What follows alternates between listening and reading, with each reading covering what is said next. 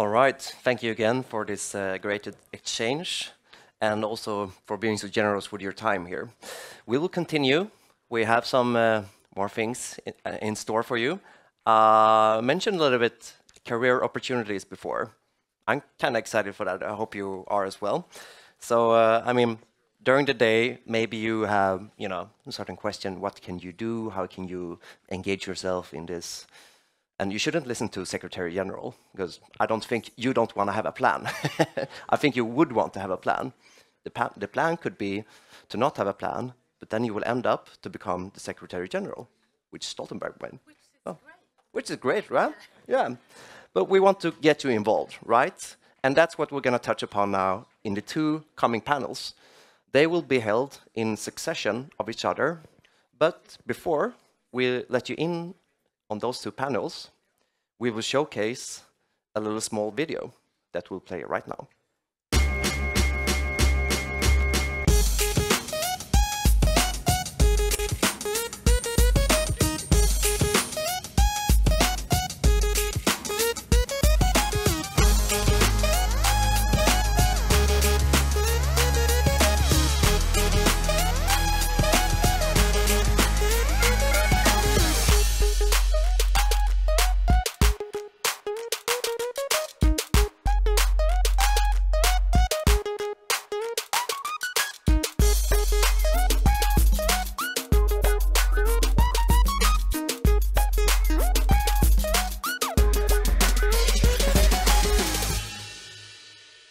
All right, so a warm welcome to Hanna Wearland-Fager, who's going to host and moderate these two panels, which the first one will focus on career opportunities in NATO. So Hanna, please, warm welcome.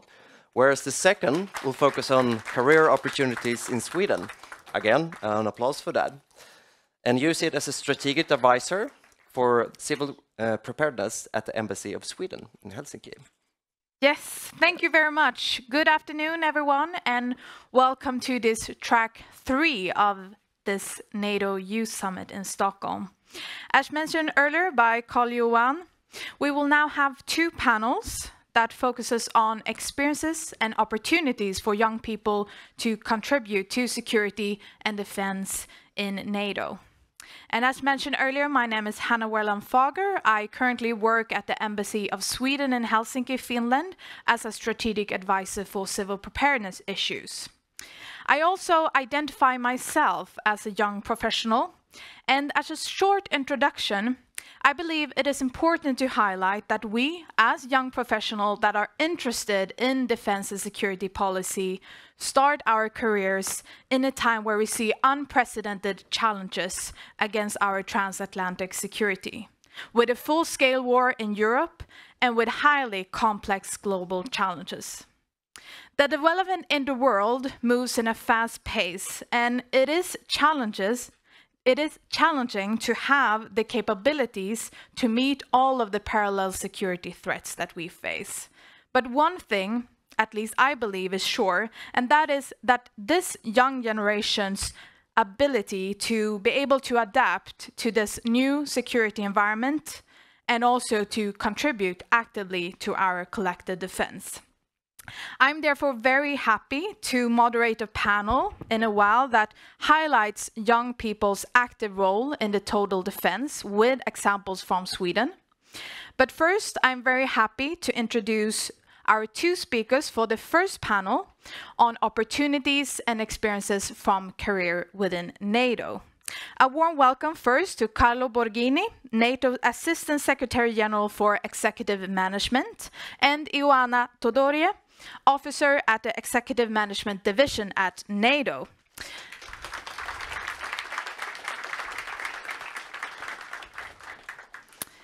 As we saw in the short video, this panel will speak about different opportunities and ways for young people to work within the Alliance, but also highlight specific experiences from these programs. And before I give the word to Carlo and Ioana, I want to say that there are, of course, opportunities in the end to ask questions from you in the audience. And here you should just raise up your hand, and someone from the organizing team will give you the microphone. But first, I would like to start with two questions to you, Carlo. The first question is, why is it important for NATO to increase the representation of youth working within the organization? And second, what different programs and opportunities do NATO offer for young people that are interested in a career within the Alliance? Thank you very much, Hanna, for the question. I thank you very much for having me here. Maybe before starting, if I may, only to introduce myself. I joined NATO around 18 months ago, and I was coming from around 20 years of experience in European institutions. So I'm one of the example of this cooperation, NATO-European institution concretely happening. And I spent the previous 10 years working in the private sector. So when I started my career, the first day, I remember still perfectly, I would never imagine to be sitting here today in my position and here with you today. So it's a great honor, first of all, to be here. And I'm happy also to ask questions later on if we are together in the other event.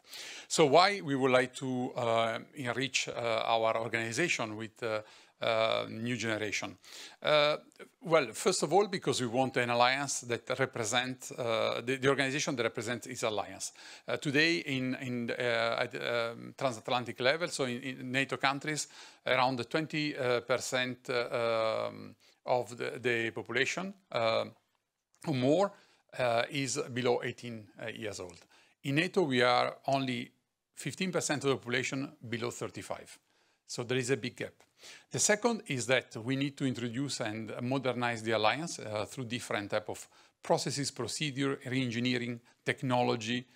All the spectrum of things that are happening in society have to be embedded in the alliance. So, the minister before talked about hybrid warfare, they talk about total defense. All these concepts require that we bring all the generation inside the alliance, so ensure the alliance reflect this perfectly. In terms of possibilities, we have different programs open to young generations. The first one is the internship that is open now. There is a call open now up to the 20th of May. It's open to all young people with in the third year of the universities or just graduated, and these there are different fields. Last year we had something like 3,400 candidates, and we have selected only 818, so just above 100, because this is the possibility we have. The advantage of this opportunity to join as a trainee is the fact that 80% of our trainees, as they have already security clearance, have been working, contributing to the organization, often start a career in the organization. So they may have a, well, Ioana, you speak about it afterwards, but maybe you have different opportunity, temporary opportunity, up to when you don't apply to a post. We have also another more interesting program. This is for those that have been already graduating from masters and have at least 1 year of experience. Is the young professional program. This offers the opportunity to work with us for 3 years. And in the 3 years, each candidate will experience on a thematic field 3 different NATO bodies. So they can work for the international staff, like in DHQ in NATO, or where I'm based, or one of the agencies that can be in Brussels or in the different locations we have around the world, including one of the commands, ACT in Norfolk or SHAPE in Mons. And this is a different type of program. And also up from there, clearly, everyone can apply to different opportunities. So in the current program, I know already that with 2 persons have obtained a permanent contract, so they applied the permanent contract. And clearly, I would say, obviously, everyone has the opportunity to apply to any job. We are now increasing, thanks to the NATO 2030 program, the publications. We have every year, more or less 100 to 120 in the previous year, new positions. And these positions are across the board at all levels, from a new entry level to more senior position, to which everyone can apply. So don't be afraid. The process is complex. It's absolutely, it's not easy to go through it, and it's done to ensure transparency, equal treatment at all levels of the process. And I'm one of the guarantor, but also Ioana working in HR knows the process. But that's the process that every international organization has to put in place. But it's really nothing more than going through interview in a private sector or in any other environment. So we are really open to look for new ideas, new people coming on board and work with us. Thank you so much, Carlo. And moving over to you, Ioana, can you short describe your own journey as a young professional working at NATO? And do you have any tips, advice for the people in the room watching online that you would like to give? Thank you very much. I must start by thanking you for having us here. I think it's a great opportunity to talk about what NATO has to offer to the young generation. And me as a young professional, I think I have a good story to tell. And I'll start by highlighting sort of 3 key words, I'd say, and principles that sort of guided my journey. And I'll talk about each of them through my story. So the 3 key words are responsibility, resilience, and relevance. It all started with me applying for the internship program back in 2016. It was quite a while ago, but I'm still young, so You are. thank you. And then, of course, as Carlo mentioned, is a very, very competitive process. I was almost surprised that I got to the interview phase, and this is something really important to even get the chance to get to the interview. I think it already says that you've done a tremendous work and you are a very good and strong candidate. So I think it's important. And then I passed the interview. I joined the Alliance in March 2017, and this is the moment when I realized that people are ready to give you all the responsibility as if you were a NATO staff member. So it's all about you taking this opportunity and ask for tasks, ask for responsibility, to do more, to learn, to grow. I worked in the press and media section, and during my internship, I did a press tour to a military exercise. I remember because it was the first press tour that got an influencer invited, and this is my personal record there. That's what paved the way for NATO engaging with content creators, and as you've seen today. That was, yes, 2017, and it was a huge risk that my boss at the time was eager to take, and it all showed that we can do more and we can include young people in everything that we do.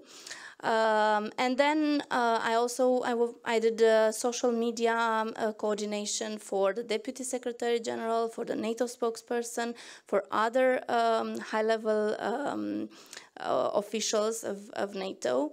And this was a chance for me to show my abilities, to show that I'm reliable and I can be trustworthy, of course, in my work. So then I stayed as a temporary staff.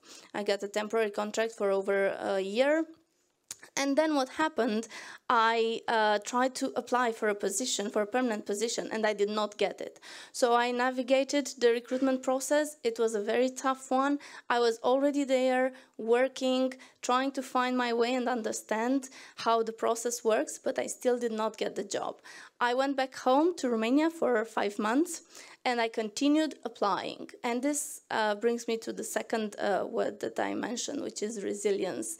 And I think it's very important to keep applying and to keep trying and to not be discouraged if you don't get to the panel interview, if you do not get a job. Just keep applying. If you want that, you will achieve it. If there's a will, there's a way, they say. And this is 6 months later. I got a job still in the press and media section, but as a media monitoring and analysis coordinator. And I was also doing event management from the media operations perspective. And this gave me a huge chance to work on all NATO summits since 2018 to 2023, on all NATO ministerials, foreign officials coming to visit NATO or officials going on trips abroad. So it was a huge amount of work, but it was an incredible experience for a young professional. And then at some point I felt that I grew in the position and I was ready for the next step.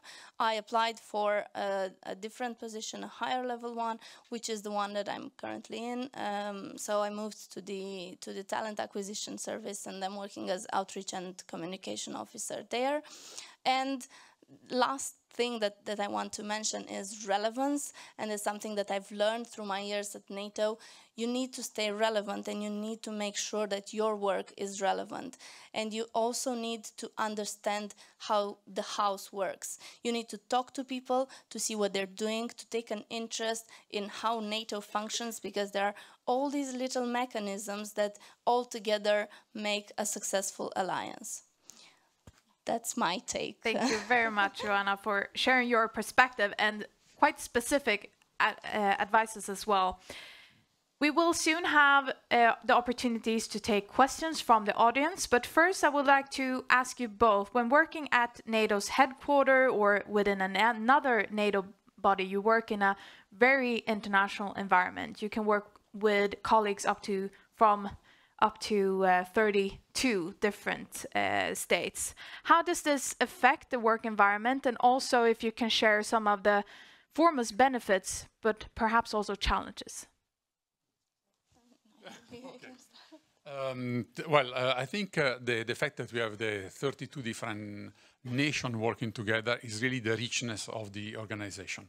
I negotiated with the nations a new HR strategy that we put in place at 2024 up to 2030 is a roadmap to support the alliance in the adaptation to the overall geopolitical environment and anticipate the risks and opportunities.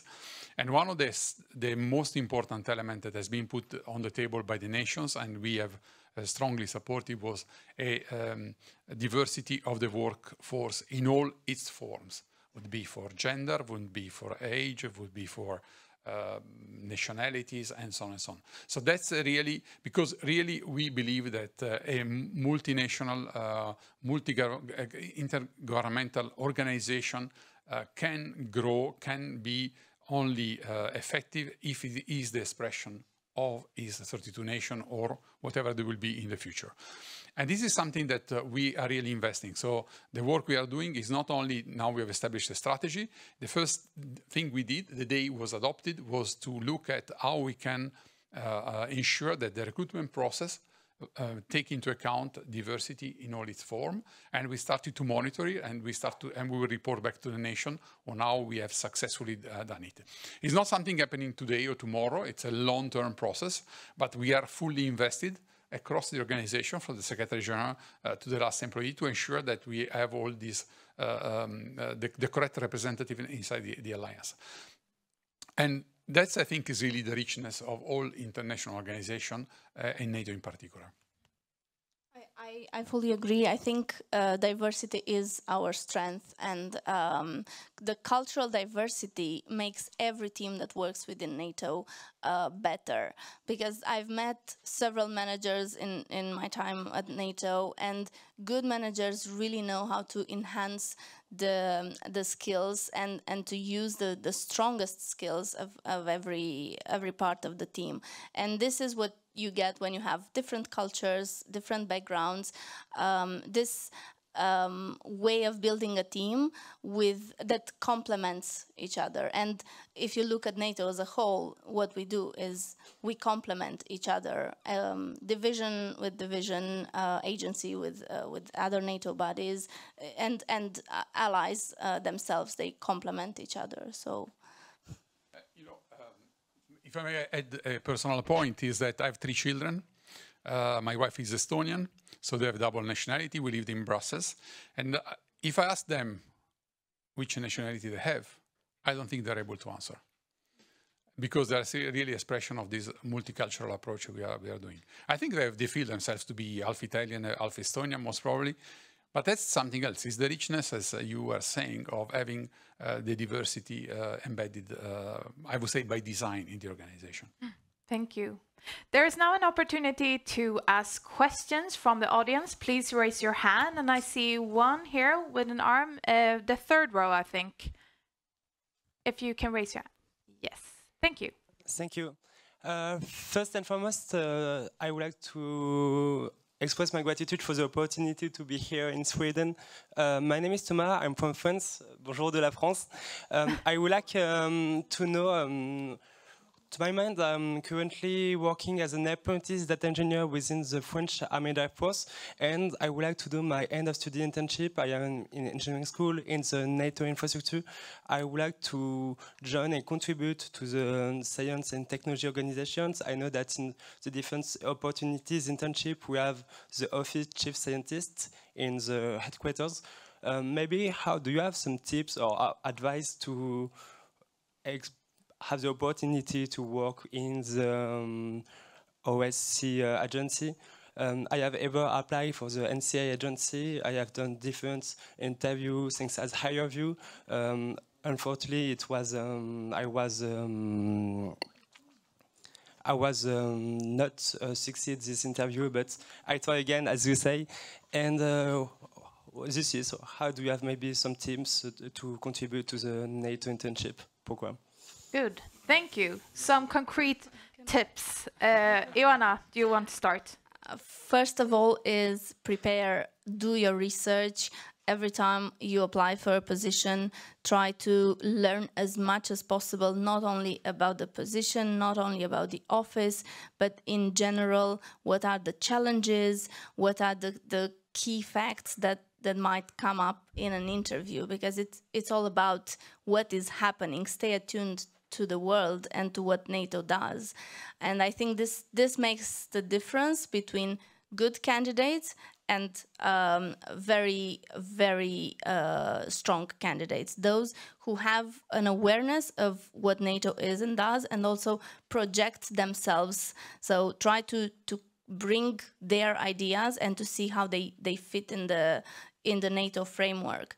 Because of course it's a big organization, and it's like a very big ship that it takes a long time to maneuver and to turn right or left. So you need to be aware that, okay, it's great to have 2,000 ideas, but then you need to find the right balance and the right pace to see how to inject them in the organization. So be a little moderate and try to think, will my ideas work? Why not? And sort of proofread yourself before going to the interview. You know, that's my tip.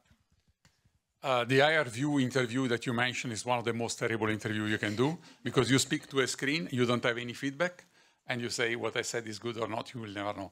But we see this,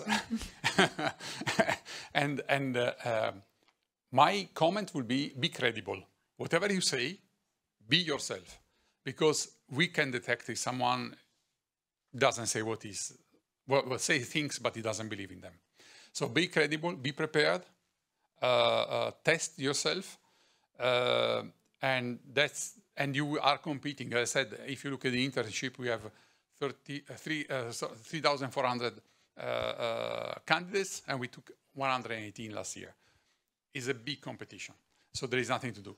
But I think if you look on this element, the second element I can put on the table is that I think each of us have preferred a channel in which we would like to work. It would be STO, so the Scientific Technology Officer would be something else. It's not important. Don't necessarily fix on this.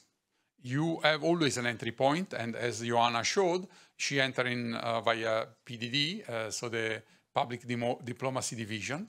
And now she works I work with her in Executive Management Division. So that's exactly the type of things. So there is also, you have in front of you your full career. So you have a lot of expertise, can be used in different ways. And I think what we have learned also in the type of work we are doing in defense and security is the hybrid approach, is meaning that you can interpret solution and actions coming from different type of ideas, from reading a book to looking a movie or something like this. So don't be fixed on the fact, yes, you have a preference and everyone understands the preference, but at the end, what we would like to have is people that can challenge the system, can bring a different type of point of view in these type of things. So credibility and being open to different type of experiences can be one way to do it. Thank you. We have time for another question. Please raise your hand here on the third row as well. Thank you very much. I have two very quick questions, if I may. The first one, if you can, I'm quite acquainted with the recruitment platform of NATO. So if you can just maybe walk us very quickly through how it works. What I mean is that to apply, you have to answer a set of pre-screening questions, and then if you pass that, you're invited for the video interview, and then for the interview and a written test. By how does the first part work? Is it by keywords? Is it a computer-based selection? And the second one is to what extension does your nationality play a role, if it does, if there is a quota or anything like that? Thank you. So I Thank start from the second question because it's fundamental. Staff Regulation, Article 123, they mention that we recruit on merit, and this is the key criteria. And clearly, the regulation says that one of the key objectives, once merit is, to ensure an equitable geographical distribution. And this is reflected in the staff regulation, so in the legal framework, and in the HR strategy, and we are beyond this all the time. On the steps, there is no computerized system at the moment. I'm thinking to introduce some support with artificial intelligence tools that are used by different companies. There are some serious issues concerning about bias that we need to address. So we will, I think, test them in the future, but at the moment it's all manually done by staff member of the organization, fundamentally recruiting officer. So the first step, as you said, is to introduce application, answer the question, and also they are be coherent. If you don't know the things, we need to be coherent on this. If you pass this threshold, normally you go to what we define the long list, and normally in the long list you have the famous IR view or some other test depending on the profile. For security guards, for example, we have different type of profiles. We are thinking also to diversify the type of testing depending on the type of activity you choose or field you choose. And after this, if you are successful, normally there is a written test and the final interview. And normally at the final interview, they are invited 5 or 6 candidates in person for senior position or via also Teams or whatever it is with the others. Each step clearly we reduce. So as I said, normally the long list is around 20 plus people, depending on the number of positions. We also sometimes create a reserve list. So for example, if you have assistant job, we try to keep a longer long list in order to have more candidates at the end and maybe keep a reserve list. And normally for the final interview, we have 5 or 6 candidates on average. So each step has its challenges. As Ioana, you are saying, being already going through some steps not only is a success story for the person, but is also helping you to understand the system. And what we are doing is not different what is done in many other international organizations with different things.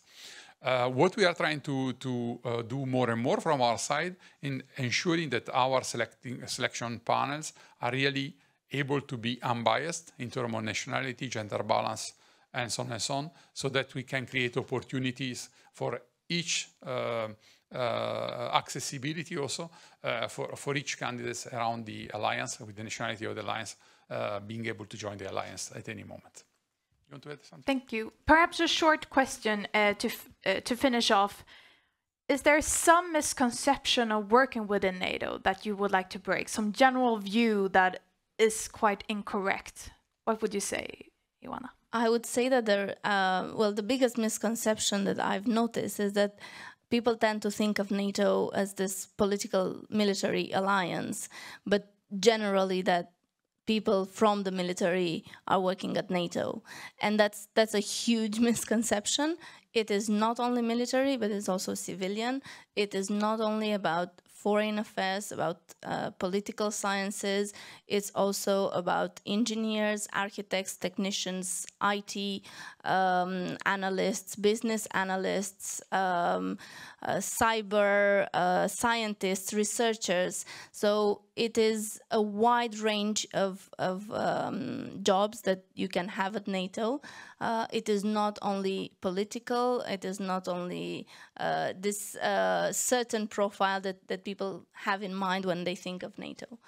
Thank you so much. Yeah. Maybe only to complement, NATO, to be clear, is an organization that builds on fundamentally the International Secretariat in Brussels and the two commands, one in SHAPE and the other in ACT. But we have 40 different bodies working on science, ICT, all the capabilities that you can imagine. And as Ioana said, on all the type of jobs. In the division I'm responsible for, we are dealing with HR, clearly, ICT, conferencing, translation, interpretation, infrastructure. I don't remember, but at the end, there are around, to give you a number, 400 people working to support and enabling the HQ to work. And many other agencies and bodies distributed around. So there are opportunities. One thing that I think many people, we are fundamentally, and it's been repeated many times, recently also by Secretary Blinken, we are a defensive organization. We are here to ensure peace, prosperity, growth, rule of law. And I think that's the message. When we are talking about defense investment, we should always remember defense investment meaning innovation, meaning dual use, meaning opportunity for jobs, and so on and so on. So there is a lot of misconceptions that are summarized on NATO, civil military organization, that I think are really the one misinterpretation of what we are in reality. Thank you. And also to sum up, apply for the different position and tell your friends as well, because of the variety of jobs within NATO. Thank you so much, Carlo Borghini and Ioana Tudorie, for sharing your experiences. Warm applause.